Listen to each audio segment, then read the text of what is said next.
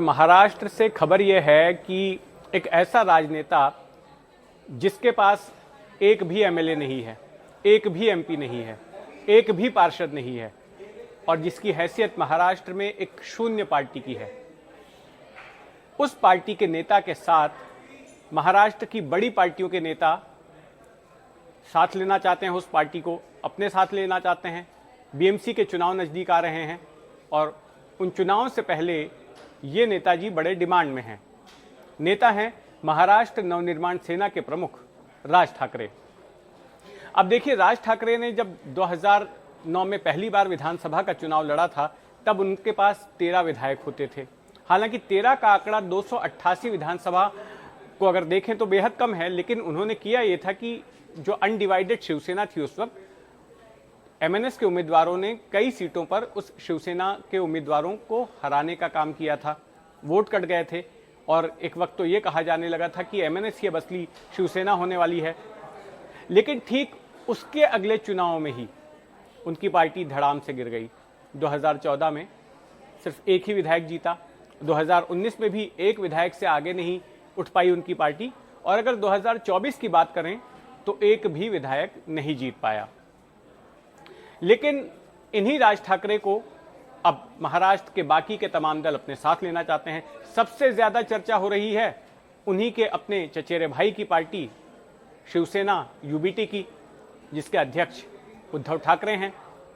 और हाल ही में जब राज ठाकरे ने एक पॉडकास्ट दिया था तो उन्होंने बात कही कि महाराष्ट्र के हित के लिए वो साथ आ सकते हैं।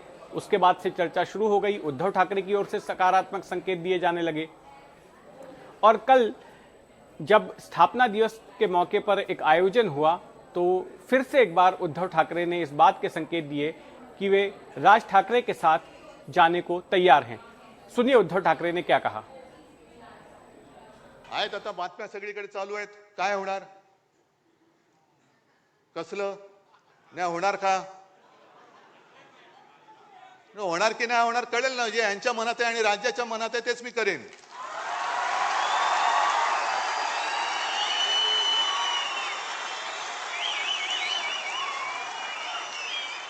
पण ते होऊ नये, ते होऊ नये, मराठी माणसाची शक्ती एकत्र येऊ नये म्हणून यांच्या मालकाचे नोकर इकडे गाठी भेटी घ्यायला लागले, हॉटेलमध्ये भेटतायत। मालकांचे नोकर तुम्ही, कारण जर का मुंबईवरती ताबा यांना मिळाला नाही आणि मुंबई परत शिवसेनेच्या ताब्यात आले, आम्ही घेणारच आहोत। म्हणून किती प्रयत्न चाललेत, होणारच नाहीत, होणारच नाही। अरे तुला काय करायचं, तुला नाही होत, आमचं आम्ही बघू ना, आम्ही बघू आमचं काय करायचं ते। तो उद्धव ठाकरे ये कह रहे थे कि हम तो साथ आना चाहते हैं, लेकिन कुछ लोग इस प्रयास में हैं कि हम साथ में ना आए। और ये जो कुछ लोग हैं, ऐसा कहकर उद्धव ठाकरे का इशारा एकनाथ शिंदे की तरफ था। क्योंकि हाल के वक्त में जब जहां एक तरफ ये चर्चा चल रही थी कि उद्धव ठाकरे और राज ठाकरे साथ आ सकते हैं, तो वहीं दूसरी तरफ राज ठाकरे के वरिष्ठ नेता एकनाथ शिंदे की पार्टी के वरिष्ठ नेताओं के साथ मुलाकात कर रहे थे। यानी कि इधर भी एक चैनल शुरू था और उधर भी एक चैनल शुरू था। इस पर एकनाथ शिंदे ने क्या कहा, सुनिए। हिंदुत्व के विचार छोड़ने वाले की ऐसी हालत हो गई है कि युती युती करते फिरते हैं, आपके साथ कोई नहीं खड़ा है।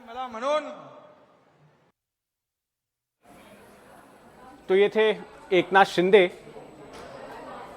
देवेंद्र फडणवीस के साथ भी हाल ही में मुलाकात हुई और उसने इस चर्चा को बल दे दिया कि क्या कहीं राज ठाकरे बीजेपी के साथ तो नहीं जा रहे हैं। एक तरफ उन्होंने चर्चा छेड़ दी कि उद्धव के साथ वापस आ सकते हैं, दूसरी तरफ उनके लोग एकनाथ शिंदे की पार्टी के नेताओं से मिल रहे थे। तो वहीं ताजलैंड से होटल में बीते हफ्ते उनकी देवेंद्र फडणवीस महाराष्ट्र के मुख्यमंत्री और बीजेपी के नेता, उनके साथ भी मुलाकात हुई। तो आखिर चल क्या रहा है? क्या राज ठाकरे अपनी बार्गेनिंग पावर बढ़ा रहे हैं? और अगर बढ़ा भी रहे हैं तो बाकी की पार्टियां उनको बढ़ाने का मौका क्यों दे रही हैं? मेरे साथ वरिष्ठ पत्रकार मयूर परिख मौजूद हैं। मयूर, स्वागत है आपका 2 दूनी 4 में। आपसे ये समझना चाहेंगे कि एक ऐसे राजनेता जिनकी पार्टी का महाराष्ट्र में कोई सियासी वजूद नहीं बचा है, सब उनको अपने साथ क्यों लेना चाहते हैं? राज ठाकरे का साथ बीजेपी को क्यों चाहिए? उद्धव ठाकरे को क्यों चाहिए? एकनाथ शिंदे को क्यों चाहिए? समझाइए जरा। देखिए, ये पूरा का पूरा जो मैटर है, इसको एक अलग पर्सपेक्टिव में देखना बहुत ज़्यादा ज़रूरी है। लोकसभा के समय, विधानसभा के समय ये इतने गठबंधन के लिए सारे दल उत्सुक नहीं थे, लेकिन अब मामला है स्थानीय निकाय चुनाव का, और उसमें भी खासकर मुंबई शहर का। तो उसमें मुंबई महानगर पालिका है, पूना महानगर पालिका है, नासिक महानगर पालिका है। ये जो महानगर पालिकाएं हैं, यहाँ पे बीजेपी और उद्धव ठाकरे की शिवसेना के बीच में अगर हम सीधी बात करें तो आखिरी महामुकाबला है, क्योंकि इसके बाद लोकसभा चुनाव होने हैं, बीच में कोई चुनाव नहीं है। लोकसभा चुनाव के लिए 4 साल है, विधानसभा चुनाव के लिए भी 4 साढ़े 4 साल है। तो ये हाल फिलहाल का ये आखिरी मुकाबला होगा, उसके बाद में सभीयों को अपनी राजनीति रीसेट करनी होगी। अब अगर इन चुनावों में बीजेपी उद्धव ठाकरे की शिवसेना को शिकस्त दे देती है, तो अगले 4 साल काटना उद्धव ठाकरे के लिए बहुत मुश्किल होगा। न कार्यकर्ता बचेंगे, न mid level, street level, ward level के नेता बचेंगे, और अगला जो विधानसभा और लोकसभा होगा, ये बहुत ज्यादा मुश्किल की एक घड़ी होगी। जो अब की बार के चुनाव थे उससे ज्यादा डिफिकल्ट होगा। ऐसे में जब वोट कैलकुलेशंस देखे जाते हैं तो सीधे सीधे तौर पर एक मैथमेटिक्स काम करता है। मैंने 3 महानगर पालिकाओं के नाम आपको बताए, मुंबई महानगर पालिका, पूना महानगर पालिका और नासिक महानगर पालिका। और नासिक, इन तीनों महानगर पालिका में भले छोटी मात्रा में ही सही, लेकिन निर्णायक और ठोस मतदाता राज ठाकरे इनके पास हैं। जैसे कि मुंबई में उनके पास 10 से 12% जितना वोट है, ऐसा अनुमान है। अगर ये वोट बैंक उद्धव ठाकरे के साथ में मर्ज हो जाता है, अब मर्ज होगा या नहीं होगा ये अपने आप में एक अलग डिबेट का विषय है। इस समय आपने ये पूछा है कि डिमांड क्यों है, इसलिए मैं ये जवाब दे रहा हूं। तो अगर ये वोट बैंक जो है वो उद्धव ठाकरे इनके साथ शामिल हो जाती है, उनके साथ में एडअप हो जाता है, तो उनको जीत ज्यादा नजदीक होगी। क्योंकि देखिए, मुंबई महानगर पालिका में 82-84 का स्कोर रहा पिछली बार। अगर अब की बार लगभग 2-2.5 हजार वोट भी प्रति वार्ड अगर उद्धव ठाकरे इनके बढ़ जाते हैं, तो उनके जीतने के चांसेस बढ़ जाते हैं। और ये विक्ट्री के चांसेस को एम्पलीफाई करने के लिए ही ये सारी लड़ाई चल रही है। तो मयूर ये बताइए, जो अचानक फिर से राज ठाकरे मराठीवाद की ओर झुके हैं, बीच में उन्होंने अपने आप को हिंदुत्ववादी बना लिया था, अब फिर से मराठी का मुद्दा लिया है, तो क्या ये उसी रणनीति का हिस्सा है कि मराठी मानुस तो दोनों पार्टियां मिलकर उनके लिए उनकी बात करेंगी और इसलिए मराठी के नाम पर दोनों साथ आएंगे, साथ जोड़ने के लिए मुद्दा अपनाया है? देखिए, मैं निश्चित तौर पर ऐसा मानता हूं कि राज ठाकरे इन्होंने कभी अपनी बात चेंज नहीं की।